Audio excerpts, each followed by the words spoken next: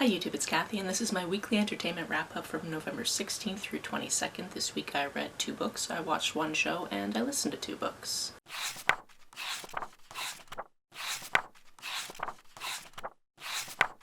Coffee, you're going to be doing a lot of the heavy lifting today. First this week I read Love Lives Here. This is a memoir about a parent whose 11-year-old child came out as a trans girl and then whose wife eventually transitioned into being this parent's wife. However, there is context I knew about this parent while reading this entire book that doesn't actually come up in this book, and that's because when I went to go log this in the place where I log things, I noticed that this author's name had changed, so I double-checked some things, and although this author talks about being a mommy blogger the entirety of this book, this was before he transitioned into being a dad. So as it turns out, in the course of this book, his middle child transitioned, which gave his wife the courage to transition, and then eventually he also transitions, but that doesn't happen during the course of this memoir. So at the heart of it, this starts out as a family of 5 living in a couple of different places in Ontario. We get some background about the author, we get some background about the author's wife, and we know that this author stays at home and blogs about family and parenting experiences. In fact, he considered stopping his blog altogether when his middle child came out as a trans girl, because it wasn't something really being done for money, it was kind of a creative outlet, and he didn't really want to lie about his child, but he wasn't comfortable with like letting the world know about his child, except for when his daughter found out about this, she was like, no, you have to keep your blog up, you love your blog, and also we can be representative to other people, because when I was personally looking up things, I really didn't find that many families who talked about this, and that would have been really helpful. Part of his experience of being a blogger was talking about how he was a boy mom, because all of his children were boys, and it turns out that was incorrect. So there was an announcement about actually our middle child is a girl, and he never actually used their real names before, they all had pseudonyms, and the middle child's name was actually Gutsy on the blog, which I thought was great. And through this vehicle he really started being an advocate for this community. A little less than a year later, the family is going to their first Pride together, which is great. And the person that he thought had been his husband all of this time had been going through some mental health stuff and had been on and off kind of depressed. But he had no idea the reason behind that, and eventually kind of accidentally guessed the reasoning, which only happened because he has a trans child. So he was kind of being like, are you upset with me? Do you not love our life? Do you not love me? Are you a woman? And it turns out that yes to that one.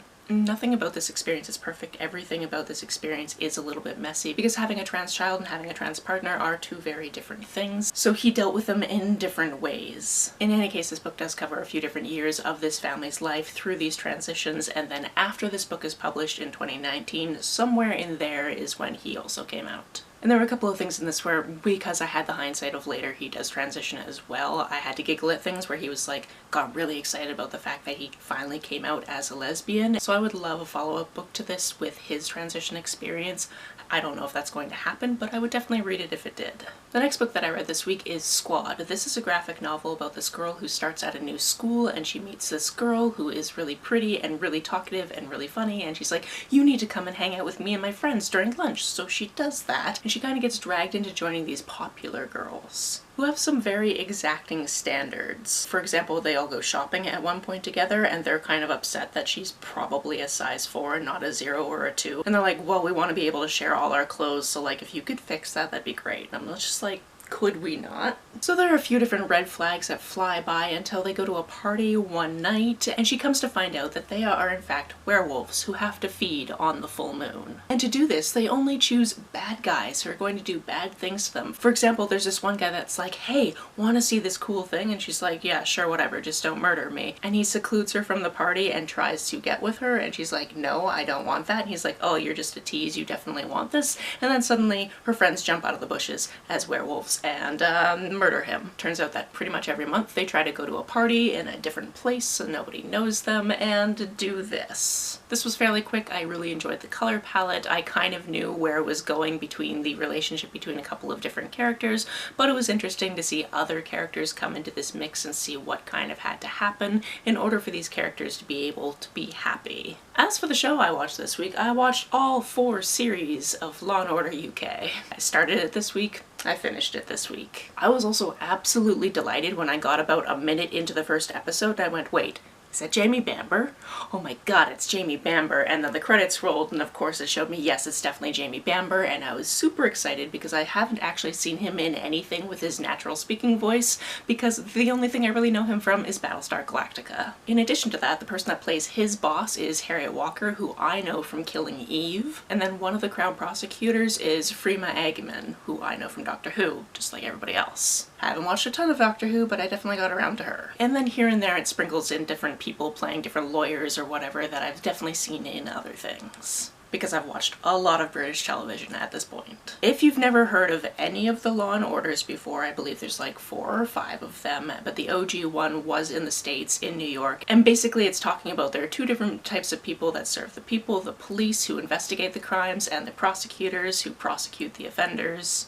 These are their stories. Doink doink, doink doink. It's actually my dad's notification that he's got a text on his phone, is the doink doink sound. In any case, this was a format of TV show that I was used to because I watched the original Law & Order on TV. I also watched SVU. I probably also watched some Criminal Intent. I believe there was one that was like cyber crimes or something like that too, and I think that was just on the air when I wasn't in the country, so I never got around to seeing any of that because, like I said, I watched this back before streaming, so I would watch it when it was on television and when I was in a place that had cable and I could just watch things on television. This cast did an amazing job, and I can only assume that they didn't go on to do more, because I assume this is all there is, because this would have ended years ago and that's all there is on BritBox, because one of the characters is actually kind of leaving the team in the very last episode, and I'm like, I wonder if it got cancelled because he didn't want to be in it anymore, or if like they had to get rid of him for some reason but gave him a really good ending episode.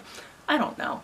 I really enjoyed it though. As for what I listened to this week, the first thing is not a novel, actually, it's a short story, and that's The Telltale Heart by Edgar Allan Poe. This is one of those tales where like I kind of knew what I was getting myself into, because it's one of those cultural things that everyone kind of knows how this one ends. But it was really fun to listen to and have it acted out for me. And it was only about 15 minutes and I found it on YouTube. I actually listened to this because it was part of a page-bound quest, which is why I listen to most short stories, with the exception of I have listened to other short stories recently because they were recommended reading for a course that I'm taking, but I don't talk to you about all of them because sometimes I'm like, I don't care. But with this one, I kind of liked it, so I was like, I'll put it on the list, whatever. This one is from the point of view of this guy who, you know, there's a screw loose upstairs somewhere, because he definitely thinks this old man he lives with, and we don't know their relationship, but I kind of feel like they must be related, because otherwise why are they living together? I have no idea. But he only refers to him as the old man, and he likes the old man, but the old man has an evil eye, which makes the protagonist feel like he needs to kill this man.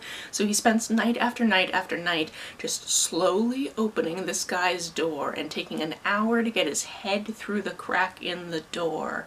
And he has a lantern with him, but it's all covered up, and then eventually he just like opens the lantern really slowly and just a sliver of light goes right on just the evil eye, and that's when he decides he definitely needs to kill this man. He does that eventually. He cuts up the body parts, he puts them under the floorboards, and then some police officers stop by and they're like, hey, somebody heard some screaming, what's going on? And you're like, oh, I had a nightmare and I screamed, but you know, the old man, he's away right now, so whatever. I'll show you the whole house. And he's really like, I'm gonna get away with this. And he's like, yeah, no. And they sit down in the old man's room and they're just sitting there and they're talking about things, and all he can hear is the heartbeat below the floor, which obviously the heart is not beating anymore. But it's just his guilt, or you know, his own pulse in his ears, that is just bringing out the fact that he definitely did this, and he can't believe that these other people can't hear that he did this, so eventually he just exclaims that he did it. I believe the version I listened to was read by Christopher Lee, and it was excellent. I highly recommend you look it up. The other book that I listened to this week is The Shadow Cabinet, which is the sequel to Her Majesty's Royal Coven. When I finished that book, I was so happy that the rest of the books in the series had already been published, because that book ends in such a way where I definitely needed to know what was going to happen next, because wow, that cliffhanger. And obviously, this being a sequel, I can't tell you too much about what happens in this, with the exception of I can tell you that this still follows the same characters, and we get deeper into some of their backstories and to some of their motivations and just how life is going at this point. And there are some curveballs that I did not see coming. But if you didn't hear me talk about the first book, this is basically a book that takes place in the UK, and it turns out that witches are in fact a thing. There are people that have magical magical abilities. And the major coven in the UK is Her Majesty's Royal Coven. Most of the characters that we meet in that first book aren't actually in that coven. For example, one of them actually peeled off and created her own coven for Witches of Color because they were not very well represented or treated in Her Majesty's Royal Coven. She thought that was an issue, so she was trying to fix it. But we also know that about 10 years previously there was this war, because every once in a while there's a witch or a warlock that is like, hey, I have power, I could just use it to take over the world, and then they have to be stopped. And that happened about a decade ago. All of these people used to be in the coven, they're no longer in the coven, we're seeing what their lives are like after that, and then a situation arises where they kind of have to work with the coven, not necessarily for the coven. The series so far is really, really good. You can see political things that are happening in our own world impacting this world as well, and I just really, really enjoyed it, and I'm really excited to see what happens in the next book, which I've already taken out of the library.